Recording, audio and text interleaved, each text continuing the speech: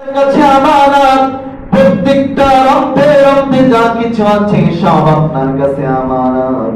এই আমানতের যথাযথ ব্যবহার যদি করতে ব্যর্থ হন, তাহলে এই সমাজের মধ্যে ভূমিকম্প চলে আসবে। তার মানে আমার প্রিয় ভাইরা, 2 নম্বরে কোন ব্যক্তি যদি আমানতের খেয়ানত করে, আমানতকে ব্যক্তিগত সম্পদ মনে করে, এই সমাজের মানুষের কাছে সরকার থেকে কম্বল এসেছে, ধরেন 500 পিস কম্বল এসেছে, এখান থেকে 400 পিস মানুষের কাছে দিয়েছে, 100 নিজের কাছে রাখছে, আমানত রক্ষা করছে নাকি বলেন?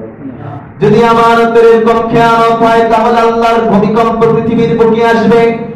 আর যদি লক্ষ্য করে দেখতে পান, আমাদের সমাজের মেম্বার থেকে শুরু করে পার্লামেন্ট পর্যন্ত যারা ছিল, যারা চলে গেছে, দেখেছি প্রত্যেকটা সেক্টর, প্রত্যেকটা জায়গায় আমানতের বড় খেয়ানত হয়েছে কি হয় নাই? দিনাজপুরের দিকে তাকান, দিনাজপুরের রাস্তাগুলির দিকে তাকান, আপনার বাড়ির সামনের রাস্তাটার দিকে তাকান, কোন উন্নয়ন নাই।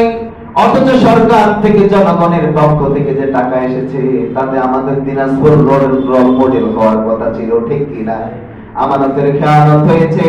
তার মানে যে সমাজে আমানতের খেয়ানত হবে, ওই সমাজে আল্লাহর গজব আসবে, ভূমিকম্প আসবে, সিজন আসবে, জলোচ্ছ্বাস আসবে।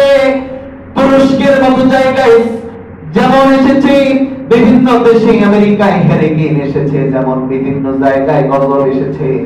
আল্লাহ পাক রব্বুল আলামিন যদি এই সব আমানতের খেয়ানত হয়, আমাদের বাংলাদেশে এসব দেবে কি দেবে না? অলরেডি শুরু হয়ে গেছে, অলরেডি শুরু হয়ে গেছে।